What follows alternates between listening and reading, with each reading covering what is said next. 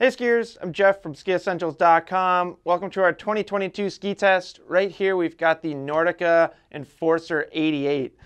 This is the narrowest ski in the Enforcer collection, the most carving oriented, although it's still a pretty darn versatile all-mountain ski. 88 underfoot, that puts it square into the all-mountain category, something that you can ski on groomers, you can take off-trail into bumps, stuff like that.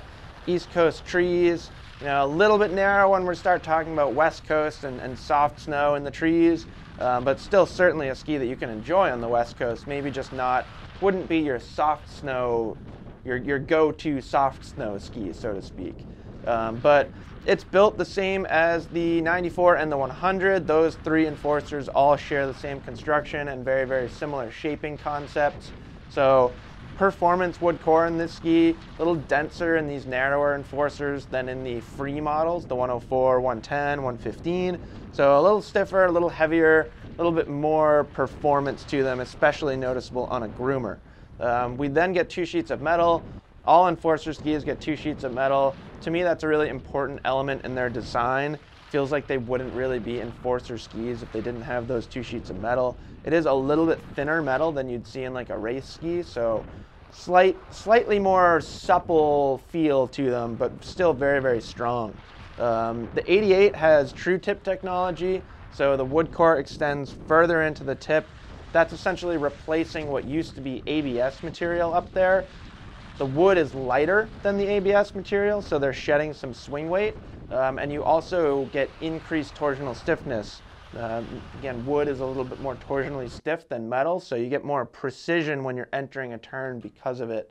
And then carbon chassis is another element that we get in the 88. So Nordica kind of weaves some longitudinal carbon fiber in with the fiberglass layer of the ski. Carbon fiber is lighter than fiberglass, so you get a lighter ski than if it was just to use full fiberglass mock-up, but similarly to true tip, you also get some performance benefits too. So carbon is more energetic and more responsive material than fiberglass, so it does add into the ski's performance. And then the shape of the Enforcer 88, very, very similar to the 94 and 100.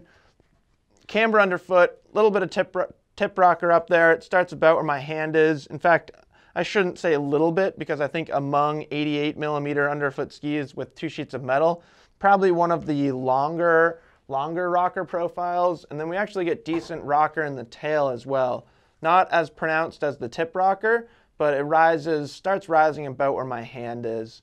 The taper shape on Enforcer skis is really important. So instead of using extended side cut, and also instead of using more pronounced taper lines, you just get this smooth cut to the tip shape.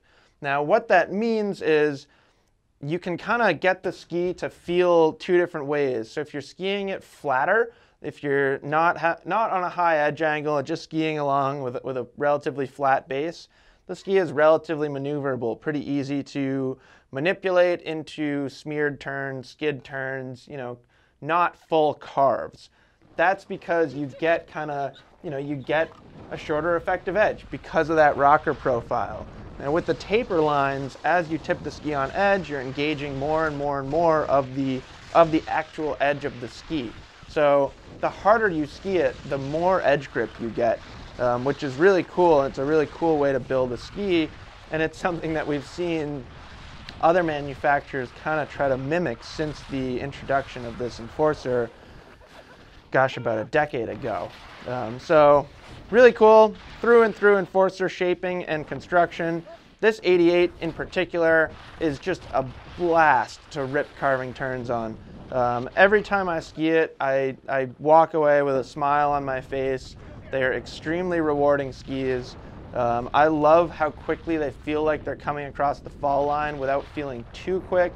This 179, which is actually the length that I choose for myself, has a 16.5 meter turn radius. So kind of right in between a slalom and giant slalom turn shape there, if you're just kind of riding the ski and letting it make the turn that it wants to make. You can kind of get it to flex into shorter turns, and in general, I just feel like it feels like it comes across the fall line very easily, which is a very rewarding feel. You don't have to work super hard on it. The ski feels like it does a lot of work for you. For some reason, every time I ski an Enforcer, and maybe particularly the 88, it makes me feel like a better skier. Just the way that they're incredibly smooth and they're incredibly powerful, but they're also very, very intuitive. And it feels like one of those skis that it knows what you're thinking, it knows what you want to do, and it's just very easy to get the ski to listen to your skier input and respond accordingly. I personally think the highlight of these skis is carving groomers. Pretty much when I get on them, that's all I want to do. We have tested them in moguls, in soft snow, in ungroomed steep terrain, stuff like that. They actually do really well in that application too. I'd say that if you're planning to use them as a true all-mountain ski in off-piste terrain like that, you should be a pretty good skier, because it does, there's some weight to these skis, there is some stiffness to them, so it can be kind of demanding in that application for a less aggressive skier. Advanced expert skiers won't have any trouble maneuvering the ski whatsoever. I think an intermediate could definitely ski these without major issues. I think it would just be the mogul and the off-piste application would be a little bit more challenging for those skiers, but certainly not impossible. So fantastic ski from Nordica.